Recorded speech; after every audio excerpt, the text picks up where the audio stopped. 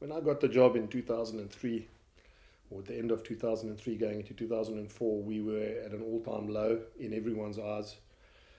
People were comparing the team then to teams like the 95 side, where they said the greats, and let's be fair, they were great players. The US van der Westhuizens, the Andre Jabeurs, the Ruben Krugers, the Mark Andrewses, the Osturans. You go through that team, there were guys on their day that would have made the World 15, Peter Hendricks, I mean, the names, Jaapie Mulder, you can go on with that list. It was a phenomenal group of players. And people said, I will never get a team like that. And now, you look back and people say the class of 2007 and beyond, the guys like the Skalkbergers and the Farid Dupreas and the Bakkies and Victor Matfields and John Smiths and John de Villierses and Brian Abanners, then all of a sudden people say, well, maybe that was the dream team. So, yeah, I've got no doubt that that will never change. South African boys grow up; they will want to be Springboks. South African boys grow up. Rugby's part of that's part of their way of life. I mean, I just have to look this week. I was sitting here watching the funeral of Joost van der Westhuizen, and you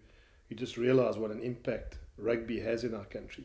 Friday afternoon, everyone stops work, everyone watches it on TV.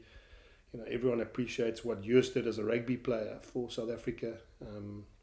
So yeah, I mean, to answer your question, can it change? Of course, it can change. I think as it'll take time, it'll take a bit of work, and it'll take a bit of effort, because as I've said, it takes much more time to build something up than it does for you to lose it. But I've no doubt that the school system and the club system and the varsity cup system and everything we have in place, it's groomed to make the Springboks strong.